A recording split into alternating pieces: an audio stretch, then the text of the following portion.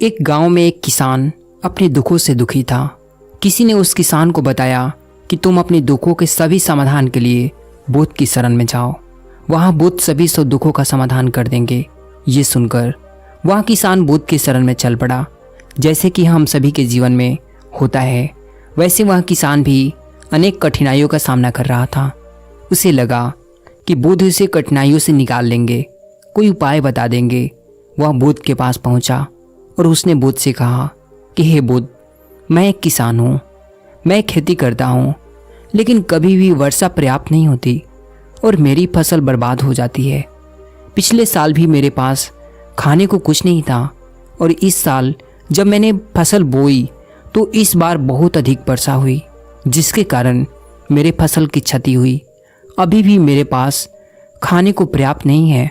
बुद्ध उसकी बात शांतिपूर्वक सुनते रहे।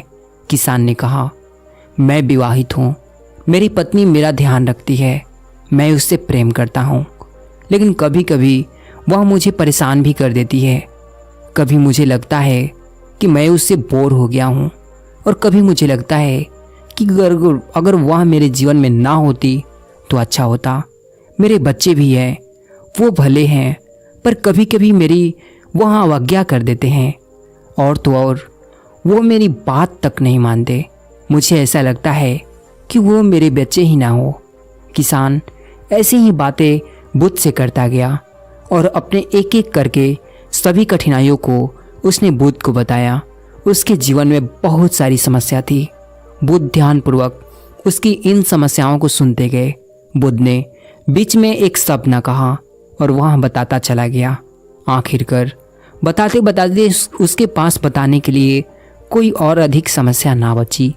अपना मन हल्का कर लेने के बाद वह चुप हो गया और प्रतीक्षा करने लगा कि बुद्ध उसे कुछ उपाय बताएंगे, लेकिन बुद्ध कुछ भी ना बोले। उसने बुद्ध से कहा, मैं आपके पास आया हूँ, क्या आप मेरी समस्या का समाधान नहीं करेंगे? बुद्ध ने कहा, मैं तुम्हारी कोई सहायता नहीं कर सकता। किसान ने अचंभित होकर कहा, ये क्या कर रहे हो? सभी कहते हैं कि आप दुखों का निवारण कर देते हैं, तो क्या आप मेरी दुखों का निवारण नहीं करेंगे? इसलिए कि मैं एक गरीब किसान हूँ। बुद्ध ने कहा, सभी के जीवन में कठिनाइयाँ हैं, तुम्हारे जीवन में कोई नई कठिनाई नहीं है। ये कठिनाइयाँ तो सभी के जीवन में आती है और जाती है। कभी मनुष्य सुखी होता है, कभी दुखी होता है, कभी उससे पराये अपने लगते हैं और कभी कभी उससे अपने भी पराये लगते हैं। ये जीवन चक्र है, इनमें कोई नहीं निकल सकता। वास्तविकता यह है कि हम सब के जीवन में 83 कठिनाइयाँ, मेरा, तुम्हारा और यहाँ हर व्यक्ति का जीवन समस्याओं से ग्रसित है। तुम इन 83 समस्याओं का समाधान नहीं कर सकते, कोई नहीं कर सकता। मैं भी तुम्हारी इन समस्याओं का समाधान नहीं कर सकता। यदि कठोर कर्म करो और उनमें से किसी एक का उपाय भी कर लो तो उसके स्थान पर एक नई समस्या खड़ी हो जाएगी। जीवन का कोई भरोसा नहीं है। एक दिन जिन्हें तुम चाहते हो वो तुम्हें छोड़ देंगे और चले जाएंगे, और एक दिन ये जीवन भी तुम्हें छोड़ देगा और तुम भी यहाँ से चले जाओगे। जीवन का कोई भरोसा नहीं है। एक दिन तुम्हारे प्रियजन चल बसेंगे और एक दिन तुम खुद भी चल बसोगे। समस्याएं सदैव वैसी ही बनी रहेंगी। आज भी वैसी ही समस्याएं हैं जैसे कि 100 साल पहले थी या 1000 साल पहले थी। समस्याएं जस की तस ही रहेंगी और इन समस्याओं को कोई उपाय भी नहीं कर सकता। किसान क्रोधित हो गया और बोला, सब कहते हैं कि आप महात्मा हो। मैं यहाँ इस आस में आया था कि आप मेरी कुछ सहायता करोगे। अगर आप मेरी समस्याओं का समाधान ही नहीं कर सकते तो मेरा यहाँ आना व्यर्थ ही क्यों हुआ। सभी लोग झूठ बोलते हैं कि आप सभी के समस्याओं का समाधान करते हैं। आपने तो मेरी एक भी समस्या का समाधान नहीं किया। आपसे भले तो वो महात्मा हैं जो मेरे घर 2 वर्ष पहले आए थे। उन्होंने मेरे से यज्ञ करवाया, दान दक्षिणा करवाई और मेरा मन को अपार शांति मिली और बुद्ध समय के लिए सुख भी आया, कुछ दुख भी कम हुए। लेकिन आपने तो मेरी किसी भी समस्या का समाधान ना किया, आपने तो सीधा मुझे मना कर दिया। बुद्ध ने कहा क्या तुम्हारे वो सब करने से तुम्हारे सभी दुखों का समाप्त हो चुके हैं? क्या तुम आज उन सबसे भी अधिक दुख में नहीं पड़े हो? ये दुख कम समाप्त नहीं होने वाले हैं। किसान ने कहा, तो क्या मैं यह मान लूं कि आप मेरी कोई मदद नहीं कर सकते और आप मेरी समस्याओं का हल नहीं निकाल सकते हैं? यदि आप इतनी छोटी छोटी बातों का उपाय नहीं कर सकते तो आपकी शिक्षाएं किस काम की है? बुद्ध ने कहा, मैं तुम्हारी 83 समस्याओं का समाधान तो नहीं कर सकता, लेकिन हाँ, मैं तुम्हारी 84 समस्याओं का समाधान कर सकता हूँ। बुद्ध ने अचंभित होकर कहा उस किसान से। किसान ने अचंभित होकर बोला, 84 समस्या? वह कौन सी समस्या है? बुद्ध ने कहा, वह यह है कि तुमने कभी नहीं चाहा कि तुम्हारे जीवन में कोई समस्या हो। इसी समस्या के कारण सभी समस्याओं का जन्म हुआ है। अगर तुम इस बात को स्वीकार कर लो कि जीवन में समस्या आती ही है, सभी के जीवन में कोई ना कोई समस्या होती ही है।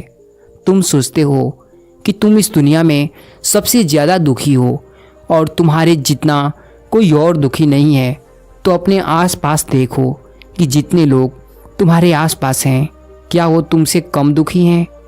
तुम्हें अपना दुख बड़ा लगता है, जबकि तुम्हारे आसपास रहने वाले सभी को अपना दुख बड़ा लगता है। इस दुनिया में सभी को अपना दुख बड़ा लगता है, चाहे दुख छोटा हो या बड़ा हो, लेकिन वो जिसके साथ घट रहा है उसी के लिए वो बड़ा होता है। हम किसी दूसरे के बारे में विचार नहीं करते, बहुत दूर के बारे में हम विचार तो बिल्कुल नहीं करते। कोई हमारा सगा संबंधी हो तो हम उसके बारे में थोड़ा विचार करते हैं, लेकिन अगर बात हम पर आ जाए तो हम बिल्कुल विचलित हो जाते हैं।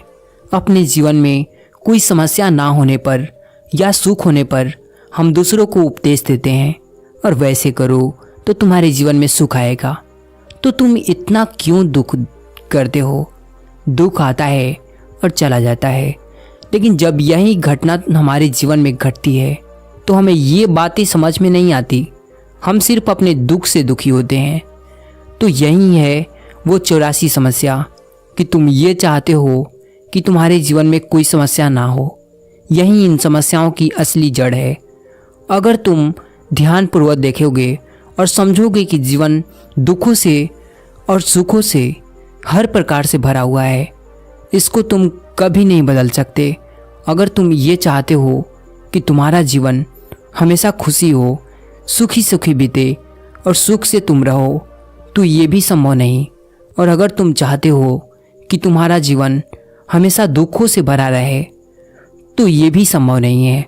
अगर तुम ये चाहते हो कि तुम सुख और दुख से ऊपर उठ सको, तो ये संभव है।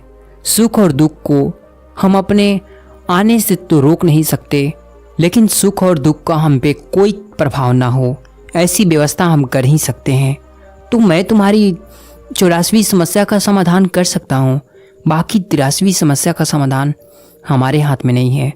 अगर तुम चाहते हो कि तुम्हारे जीवन में कोई समस्या ना हो, तो तुम्हें इस बात को समझना होगा कि जीवन में समस्याएं आती ही हैं, हमें उनसे विचलित नहीं होना चाहिए।